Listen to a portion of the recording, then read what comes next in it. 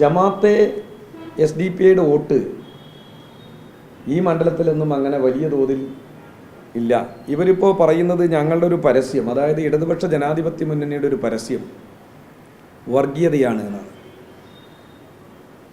ഞങ്ങൾ ഒരു കാര്യത്തിലും ആ നിലയിലേക്ക് പ്രചരിപ്പിച്ച ഒരു മുന്നണിയല്ല, അങ്ങനെ ഒരു കാലത്തും ചെയ്യുന്ന ഒരു മുന്നണിയുടെ ഭാഗവുമല്ല. അത് ഈ കേരളീയ സമൂഹത്തിന് നന്നായിട്ടറിയാം. മതനിരപേക്ഷത ഉയർത്തിപ്പിടിക്കുന്ന ഒരു മുന്നണി ഒരുപക്ഷെ ഈ രാജ്യത്ത് തന്നെ ഇടതുപക്ഷത്തിൻ്റെ നേതൃത്വത്തിലായിരുന്നു. അതെല്ലാവർക്കും അറിയുന്ന കാര്യങ്ങളാണ്. ഞങ്ങളെ നോക്കിയിട്ടാണ് പറയുന്നത് ഞങ്ങൾ വർഗീയത ഉണ്ടാക്കാൻ വേണ്ടി ശ്രമിച്ചു, നിയമ നടപടി സ്വീകരിച്ചോട്ടെ.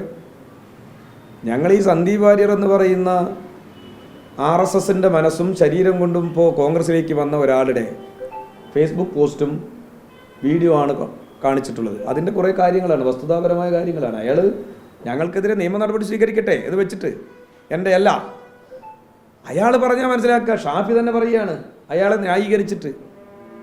ആ ഷാഫിയാണ് SDP-ൻ്റെയും മറ്റേ ജമാഅത്തെ ഇസ്ലാമിൻ്റെയും വോട്ടിന് വേണ്ടി അവരുടെ കാല് പിടിച്ചിട്ടുള്ളത്.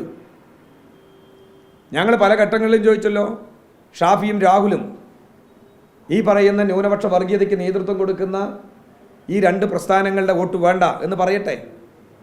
എന്തുകൊണ്ടാണ് SDP-യും വെൽഫെയർ പാർട്ടിയും സ്ഥാനാർത്ഥികളെ നിർത്താതിരുന്നത്? ഇതിനെല്ലാം ഉത്തരം പറയണം. ഇപ്പോൾ ഒരു ഭാഗത്ത് RSSകാരൻ്റെ തോളിൽ കൈയിടുക, മറുഭാഗത്ത് SDP-യെയും ജമാഅത്തെ ഇസ്ലാമിനെയും കെട്ടിപ്പിടിക്കുക. അവരെ ഉപയോഗിച്ച് ഓരോ വീട്ടിലും കയറി ഞാൻ അറിഞ്ഞത് ശരിയാണെങ്കിൽ, ഞങ്ങൾക്ക് കിട്ടിയത് ശരിയാണെങ്കിൽ, വിശുദ്ധ ഖുറാനിൽ വെച്ച് കൈവച്ച് സത്യം ചെയ്യിപ്പിച്ച് വോട്ട് ചെയ്യിപ്പിക്കാൻ വരെ ഈ തെരഞ്ഞെടുപ്പിൽ പ്രവർത്തനം നടത്തിയിട്ടുണ്ട് ഈ പറയുന്ന ജമാഅത്തെ ഇസ്ലാമിയും SDP-യും. അതിനെതിരെയാണ് കേസ് കൊടുക്കേണ്ടത്. അതാണ് വർഗീയത. ഇപ്പോൾ ഒരു തെരഞ്ഞെടുപ്പിൽ ഏതറ്റം വരെയും പോവാൻ ഇവർ ശ്രമിക്കുന്നു എന്നാണ്. ഒരു ചാനൽ ചോദിച്ചല്ലോ UDFൻ്റെ സ്ഥാനാർത്ഥിയോട്, SDP-ൻ്റെയും മറ്റേ ജമാഅത്തെ ഇസ്ലാമിൻ്റെയും വോട്ട് വേണ്ട എന്ന് പറയാൻ നിങ്ങൾക്ക് കഴിയുമോ? ഒരക്ഷരം മിണ്ടിയില്ലല്ലോ. ആ സമയത്തല്ലേ ബന്നെടുത്ത് വായിലിട്ടത്? വീണ്ടും ആവർത്തിച്ചപ്പോൾ ചായ കുടിക്കാനല്ലേ ശ്രമിച്ചത്. അപ്പോൾ അവർക്കൊന്നും അതിനുള്ള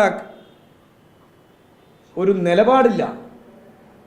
10 വോട്ടിന് വേണ്ടി ഏത് വർഗീയതയുമായി കൂട്ടുപിടിക്കാനും കൈകോർക്കാനും തെരഞ്ഞെടുപ്പ് കാലയളവിൽ മാത്രമല്ല എല്ലാ കാലത്തും ശ്രമിച്ചിട്ടുള്ളൊരു പാർട്ടിയും മുന്നണിയുമാണ് UDF മുന്നണി. അതുകൊണ്ട് അവർക്കൊന്നും ഇവരെ തള്ളിപ്പറയാൻ ഉള്ള കരുത്തോ ശേഷിയോ ഇല്ല. അതാണ് SDP-ൻ്റെയും ജമാഅത്തെ ഇസ്ലാമിൻ്റെയും വോട്ട് വേണ്ട എന്ന് പറയാൻ ഷാഫിയോ രാഹുലോ ധൈര്യം കാണിക്കാതിരുന്നത്. ഇപ്പോൾ ഈ വിഷയം ചൂണ്ടിക്കാണി പരസ്യം കൊടുത്തു. ഇപ്പോൾ താങ്കൾ തന്നെ വെളിപ്പെടുത്തി കൃഷ്ണകുമാർ അഴിമതിക്കാരനാണ്, അദാനി വളർത്തുന്നത് പോലെ കൃഷ്ണകുമാർ വളർന്നു പറയാം. BJP-യുമായി ബന്ധപ്പെട്ട ഒരു പരസ്യം കൊടുക്കാൻ സാഹചര്യം ഇല്ലെന്ന് തോന്നിയിരുന്നു CPM. എങ്ങനെ BJP ബന്ധപ്പെടുത്തി അവരുമായി ബന്ധപ്പെട്ട ആരോപണങ്ങൾ ഒഴിവാക്കുന്ന തരത്തിലുള്ള പരസ്യം കൊടുക്കാൻ CPM താല്പര്യമില്ലായിരുന്നു?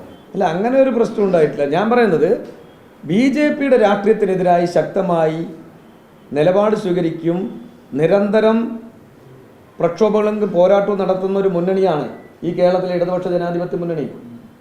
ഞങ്ങൾ ഇതിനകം തന്നെ ഈ തെരഞ്ഞെടുപ്പിൽ ഏറ്റവും വലിയ ചർച്ചാ വിഷയമാക്കിയ ഒരു വിഷയമുണ്ട്. വയനാടിന് 5 നയാ പൈസ തന്നില്ല. ഇതിനിടയ്ക്ക് തന്നെ ഞങ്ങൾ സമരം നടത്തിയല്ലോ. ഈ തെരഞ്ഞെടുപ്പിൻ്റെ ഘട്ടത്തിൽ തന്നെ എല്ലാ ബൂത്തുകളിലും. അല്ല, ഞാൻ പറയുന്നത് പരസ്യമായിട്ട് കൊടുത്താലാണോ ഒരു മുന്നണിയുടെ നിലപാടായിട്ട് വരിക? ഇവിടെ അതല്ല സംഭവിച്ചിട്ടുള്ളത്. ഇവിടെ ഒരു RSSകാരൻ കോൺഗ്രസിലേക്ക് വരുന്നു. ആ RSSകാരൻ RSSൽ നിൽക്കുമ്പോൾ ഈ രാജ്യത്ത് ചീറ്റിയ വർഗീയ വിഷത്തെ അതുപോലെ ഞങ്ങൾ അവതരിപ്പിച്ചു എന്നേ ഉള്ളൂ. ഞങ്ങൾ അതിനെ അവതരിപ്പിച്ചു എന്നുള്ളതാണ്. അത് UDF രാഷ്ട്രീയത്തിനെതിരാണ് എന്നുള്ളത് കൊണ്ട് BJP-യോട് പ്രീണനമാണ് എന്ന് വ്യാഖ്യാനം നിങ്ങളുടെ മാത്രമാണ്. അത് നിങ്ങളുടെ മാത്രം വ്യാഖ്യാനമാണ്. ഈ രാജ്യത്ത് BJP-യെയും RSSൻ്റെ അജണ്ടയെയും നിരന്തരമായി പോരാട്ടം നടത്തുന്നതിനും ആ പോരാട്ടത്തിൽ ഏതറ്റം വരെ പോകാനും ഞങ്ങളുടെ പല സഖാക്കളുടെയും ജീവൻ തന്നെ അപഹരിക്കാനും ഉണ്ടായ ഒരുപാട് സംഭവങ്ങൾ RSSനെതിരായി നടത്തിയ പ്രക്ഷോഭത്തിൻ്റെയും പോരാട്ടത്തിൻ്റെയും ഭാഗമായി ഞങ്ങൾക്കുണ്ടായിട്ടുണ്ട്. അങ്ങനെയുള്ളൊരു മുന്നണിയും പാർട്ടിയുമാണ് ഞങ്ങളുടേത്. അതുകൊണ്ട് സന്ദീപ് വാര്യറിൻ്റെ വിഷയത്തിൽ ഞങ്ങൾ നടത്തിയിട്ടുള്ള അദ്ദേഹം അദ്ദേഹം RSSൽ പ്രവർത്തിച്ചു കൊണ്ടിരിക്കുമ്പോൾ നടത്തിയ വിഷയങ്ങളെയാണ് ഞങ്ങൾ ഇവിടെ അവതരിപ്പിച്ചിട്ടുള്ളത്. സന്ദീപ് വാര്യർ BJP-യുമായി ബന്ധപ്പെട്ടിരിക്കുമ്പോൾ അവിടെ പ്രശ്നങ്ങൾ ഉണ്ടാകുന്നു. ആ സമയത്ത് ഒരു CPM നേതാവ് പോലും സന്ദീപ് വാര്യരെ ഞങ്ങൾ എടുക്കില്ല. MP രാജേഷ് എന്ന് പറയുന്ന മന്ത്രി പറഞ്ഞത് സന്ദീപ് വാര്യരുടെ ചർച്ച നടത്തിയെന്ന് അദ്ദേഹത്തോട് ആവർത്തി ചോദിച്ചപ്പോൾ അദ്ദേഹം പറഞ്ഞതാണ് സന്ദീപ് നിലപാട് വ്യക്തമാക്കട്ടെ, സന്ദീപ് വാര്യർ വർഗീയവുമായി ബന്ധപ്പെട്ട് നിൽക്കുന്ന വർഗീയവാദിയാണ്, ഞങ്ങളുടെ പാർട്ടിയിലേക്ക് അയാൾക്ക് സ്വാഗതമില്ല, ഞങ്ങൾ സ്വീകരിക്കില്ല എന്ന് താങ്കൾ പോലും പറഞ്ഞിട്ടില്ല. അല്ല, ഞങ്ങൾ ആ സമയത്ത് പറയേണ്ട കാര്യമില്ല. കാരണം ഈ സന്ദീപ് വാര്യർ എന്ന് പറയുന്ന ഇയാള് പാർട്ടി മാറുന്നു എന്ന് പറഞ്ഞത് ഞങ്ങൾ പോയിട്ട് വാ വാ എന്ന് പറഞ്ഞ് വിളിക്കലല്ല ഞങ്ങളെ പണി. ഞങ്ങൾക്ക് അതിൻ്റെ ഒന്നും കാര്യമില്ല. ഞങ്ങൾക്ക് അങ്ങനെ ഒരു ഏതെങ്കിലും ഒരു പാർട്ടിയിലെ ഒരു പ്രവർത്തകനെ ഇങ്ങോട്ട് ക്ഷണിച്ചു കൊണ്ടുവരലല്ല.